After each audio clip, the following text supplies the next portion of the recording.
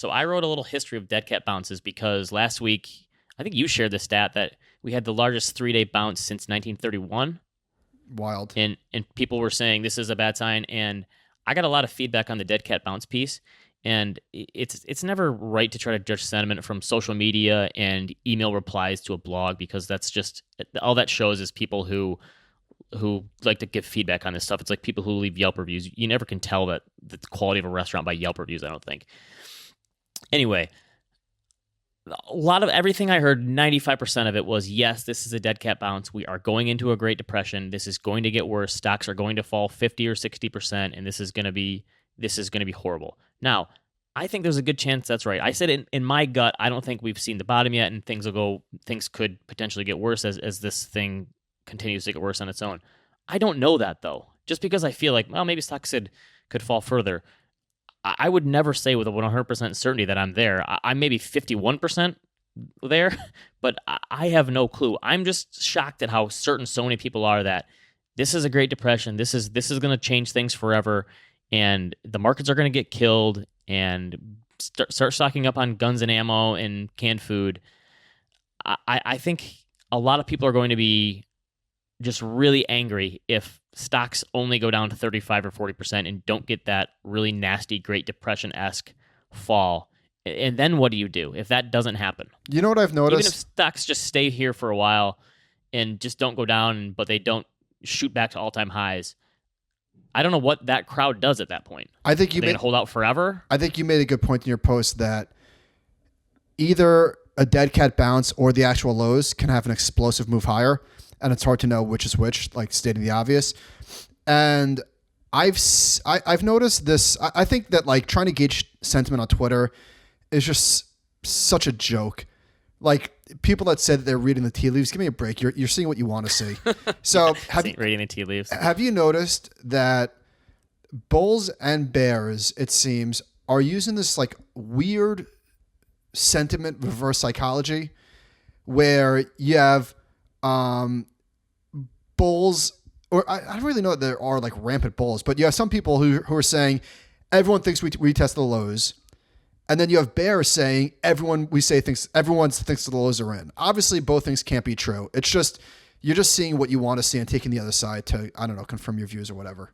I prefer reverse psychology, and I don't know what that means, but someone asked me like, "Oh, so you wrote about the dead cat bounce? Does that mean you're bearish?" It's like, no, I don't ever think of myself as being bullish or bearish. I try to like be realistic and say this is what's happened historically, and we're only going to know these things with the benefit of hindsight. And so you're going to get a bounce, and from now, stocks are up again today. Like, what if we bounce another 10 or 15%? What are people going to say then? Like, okay, just wait, the other leg's coming. And if we fall another 10%, they're going to say, see, that was a dead cat bounce. And you just never know. So even I looked at the 2000 to 2002 one, stocks bottomed in October of 2002 and rose 20%. But then they fell 15% and didn't quite hit that bottom again. And then they took off until 2007. For like a 4 or 5 year bear market. And it's just so impossible to know these things. And people who are certain one way or another, that's what boggles my mind, is that I don't know how you can be certain about anything right now. Yes. There was a good article from James Stewart in the New York Times. I became a disciplined investor over 40 years. The virus broke me in 40 days. And I thought this was a great quote. And we've written about this a bazillion times in terms of avoiding the all in, all out mentality. Like if you need to relieve a little bit of pressure and you're 60-40, and you need to go 55-45 or 50-50 or whatever it is, just to, that's a much better move than saying, get me out, I need to get out. And this is a good quote in terms of like people selling into a serious decline. That's where people really get hurt. Once you're out, the emotional leverage works against you. Either the market drops further, which confirms your fear, or it goes up and you don't want to buy after you just sold. Then it gets further and further away from you. People don't realize how hard it is to get back in. He also talked about how he said he started investing in 1982. So he's been at this for a long time. And I think a lot of people like to poke fun at young investors saying, haha, this is your first time you've ever been through this. Sometimes experience doesn't help. He says, listen to this. He says, I'm paralyzed. I've owned stocks for nearly 40 years. I've lived through, survived, and even prospered through 4 crashes. So I should be prepared. Yet looking back at the last few weeks, I recognize that I've violated most of my time-tested rules. Whipsawed between optimism and despair as the bad news mounted, So I should be prepared, yet looking back at the last few weeks, I recognize that I've violated most of my time-tested rules. Whipsawed between optimism and despair as the bad news mounted and my daily life was upended. I've let emotions influence my decisions. I'm doing it again this morning. So even if you've lived through a crash before, nothing can prepare you for the next crash. So there's this difference between expertise and experience where just because you've experienced something doesn't mean that you can't completely let go of your time tested rules and principles. And I think you wrote about this with Druckenmiller, right? In your book, that he said he messed around with dot com stocks in the tech crisis. And what did you learn from it? Well, nothing. I learned that I let my emotions get the best of me. That can happen to anyone. I wrote a post called "Experience is Overrated," and I didn't mean to be disrespectful because I think that in some cases, certainly it helps.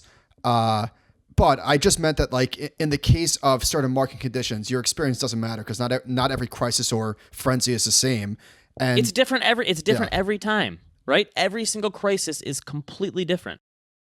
So we've gotten a ton of questions from people about when's the best time to rebalance and how do I do this? And you did a deep dive into this, and you said a 60-40 U.S. portfolio right now would be 54-46 based on the start of the year. And you looked at different monthly intervals for rebalancing, and it looks to me like you found, and this is something that we've researched in the past, there is no right answer, right? Is that a good summary of your findings? Pretty much. I mean, I think we did this like maybe 5 years ago or something, but found that, so Corey Hofstein writes all the time about timing luck. And what he's mostly talking about are trend models where you're either in or out or into a certain degree, but like that has way more specification risk than a rebalance does, because again, this is at the margin stuff. You're not making these big giant decisions. So I looked at calendar rebalances. In other words, if you rebalance every January, a portfolio that rebalances every February.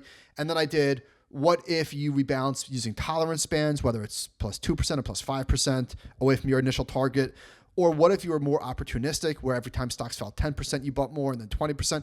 And I basically found that, yeah, in certain cases, especially in the Great Depression, there was a wide range of outcomes. But put that 90% decline to the side. Over the last however many years it's been since then, we haven't really seen much dispersion. So the bottom line is it doesn't really matter. It just matters that you do rebalance at all. And why does it matter that you rebalance? Well, I guess technically it doesn't, because your return should be higher if you never rebalance, but then your risk is way higher. So you rebalance just to get back to your comfort zone. And so that is the thing. And then in terms of like over rebalancing, there's nothing wrong with over rebalancing in a falling market. I looked at a strategy that started rebalancing every month in 07 to the bottom in 09. And it came out just slightly behind of just a random rebalance. So it wasn't like it didn't punish you. You were down 1.8%.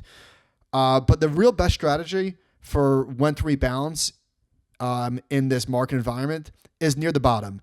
And I say that tongue in cheek, but that's just the answer. If you rebalance at the bottom, you come out ahead. And unfortunately, the timing luck thing matters in a lot of other stuff too. So a lot of retirees are figuring this out now, that the sequence of return risk is unfortunately like a timing luck thing, where you retire into the teeth of a bear market, and that's really tough for your withdrawal rates and your spending rules. So that's why you have to have these backup plans in place and understand the ability to take money from somewhere else, so you're not selling stocks when they just got absolutely slaughtered. And so unfortunately, the luck component is so much more of the investing game than people care to realize, that it comes with your retirement planning as well.